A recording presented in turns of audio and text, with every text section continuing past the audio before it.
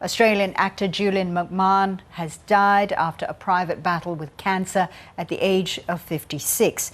His wife, Kelly, has confirmed the news in a statement to Hollywood publication Deadline. McMahon was best known for his roles in Nip Tuck, Charmed and the Fantastic Four. Now, he most recently played an Australian politician in the Netflix series The Residents. McMahon was the son of former Australian Prime Minister Billy McMahon and lived the last few decades of his life in the US. We're now joined by entertainment journalist Andrew Hornery. Andrew, this is such a sad story. Of course, Julian, very much loved by many Australians and also, of course, right around the world as well. What do we know about his passing? Not a great deal, only that it was a fairly short episode that he had with cancer. And his wife has said he put up a pretty valiant fight against the disease, and obviously he succumbed to that. So we don't really have a great lot of detail on what sort of cancer or when he was actually diagnosed. Interestingly, he was only recently in a Netflix series called The Residents, where he actually played an Australian Prime Minister, which is kind of ironic considering he's actually the son of the late Billy McMahon, who was an Australian Prime Minister back in the early 1970s. But, you know, Julian, his pedigree in Australia, like he really was from a pretty high-profile family.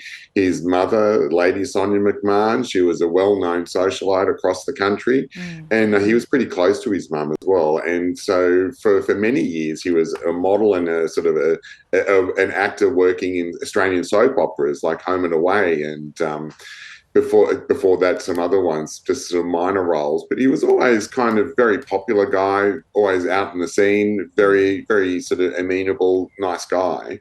So this news really has rocked a lot of people back here in Australia who know him personally more so than just as the actor. Obviously, he's had a very successful career once he moved to the United States and set himself up in Hollywood. You know, he had some really big roles, ongoing roles in shows like Charmed, and obviously going into his own series as well. I think there was an FBI missing persons unit, which he actually was the lead in. And I think for a lot of those roles, he played an American. He always used an American accent. So I think a lot of Americans probably thought he was an American. But of course, back here in Australia, we realise he is from a pretty prominent family and had a long career here too. Yeah, multi-talented man indeed. No doubt the tributes will be pouring in throughout the day. Have you heard from many of his friends and colleagues? Not so much. I think a lot of people are still waking up and hearing the news. In Hollywood, obviously, it's in the afternoon where Deadline's reported this, and there's been a couple of people from the business who have come out and said it's a terrible shock. I think a lot of people weren't aware that he was unwell. There had been some photographs published in the last couple of weeks where he did look pretty thin, I've got to say, and I think a lot of people have been speculating perhaps he might have had a health issue then. But of course, he still has family here in Australia as well. His parents are no longer with us, but he has two sisters that are in Australia.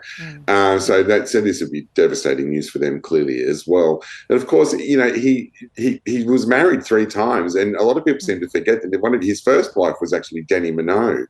And when they got married back in 1994, they met on the set of Home and Away, and that was a huge, big celebrity wedding. You know, helicopters in the air, magazine deals, paparazzi. It was an enormous thing, but of course their marriage only lasted 18 months, and it had a bit of a scandal about it because Sonia McMahon didn't really approve of the union, and that was kind of well documented as well. So I think, interestingly, he had a pretty high profile here. So for him moving to Hollywood, it kind of gave him a level of anonymity he probably couldn't get back here in Australia. You know, you talked about how his talent spanned film and TV as well. What role really stood out for you? Look, I think in Charmed, he was never really a serious actor. And I don't think he'd be offended by hearing that either. He was kind of a guy that he chose roles which were, you know, they're quite sort of humorous, some of them. Like he got to show his personality, which he was that kind of guy. He wasn't necessarily, you know, a sort of Shakespearean thespian. He was more of the sort of guy that wanted to do those shows. There's a very funny series called Nip Tuck where he played a very promiscuous Hollywood plastic surgeon. I remember that, which I do recall very well. And that was quite an eye-popping performance in many cases. So, you know, look, and I think he relished those sorts of roles because, you know, in many ways, that's kind of a lot of he would know that world from his own upbringing. He did have a pretty privileged upbringing. So, and he's moved in those Hollywood circles for a long time. So I think he had a lot of fun dissecting those kind of characters and putting them to screen.